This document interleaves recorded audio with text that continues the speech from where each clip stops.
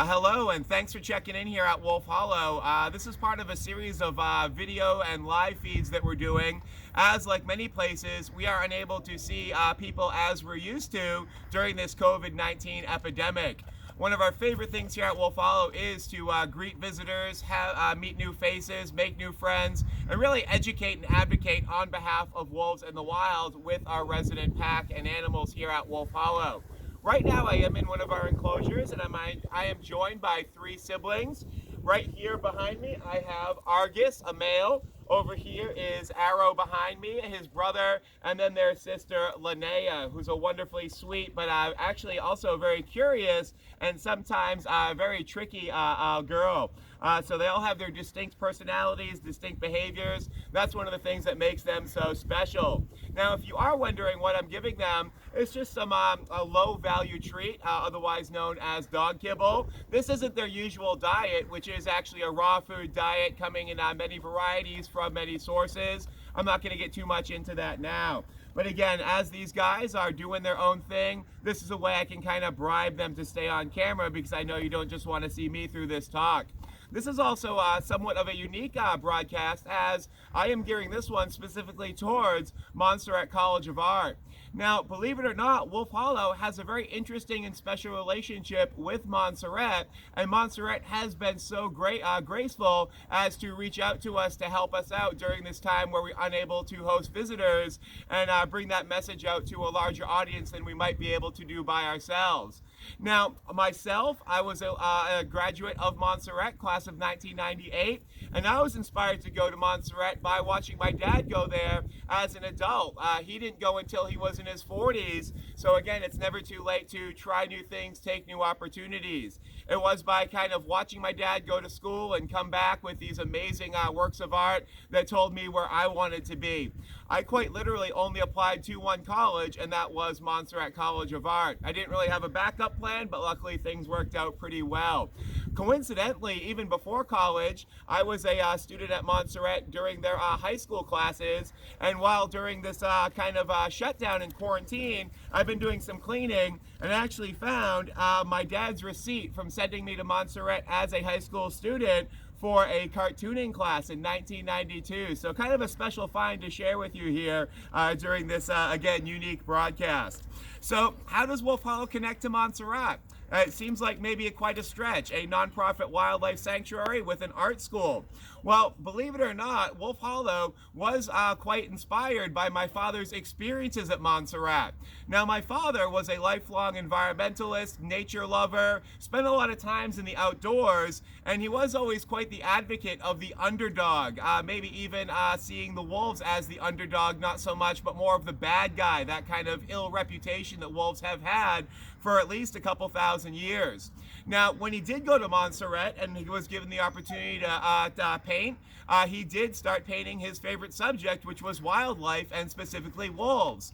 Now, being outside of his own bubble here at Wolf Hollow, where he kept a studio, and now painting in front of others, when they saw what he was painting, they would say, "Why are you painting wolves? They're awful, they're vicious, they're a horrible creature." And that really opened my father's eyes that there was still that stereotype of the big bad wolf among the general populace.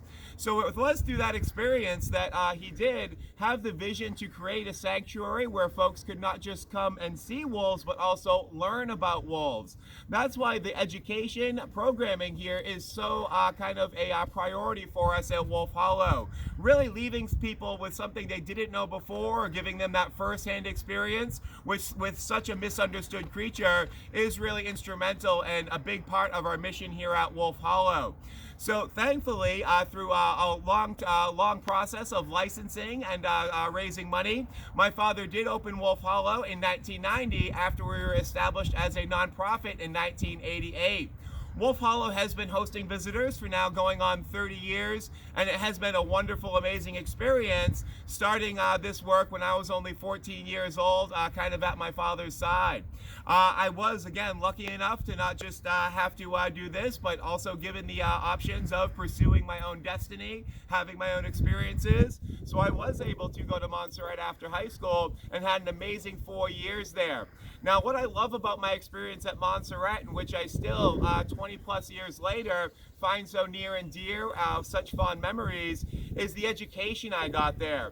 Now, it's not always easy to maybe go outside your own bubble. I was leaving, again, the small town of Ipswich, and in those days, Beverly was the big city to me, and it was the first time in my life I ever felt conservative, because I was one of the few kids that did not have either dyed hair or facial piercings in the 1990s.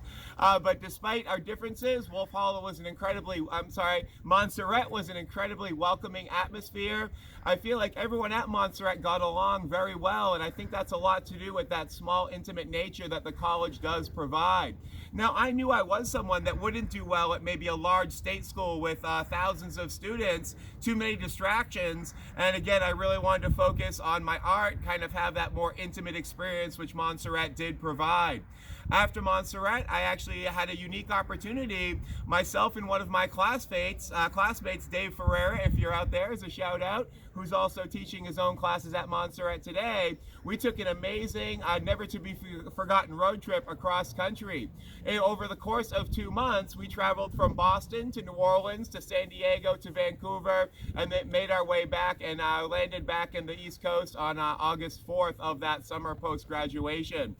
So again, whether it's the people I met, the experiences I had, the instruction and lessons I got at Montserrat, I still hold those lessons so near and dear. A big part of Montserrat is receiving that constructive criticism from your teachers and professors, and that's not always hard to do. Yes, if you get a math equation wrong, that's something fixable. When it's something so personal as your art, that can sometimes be hard to take.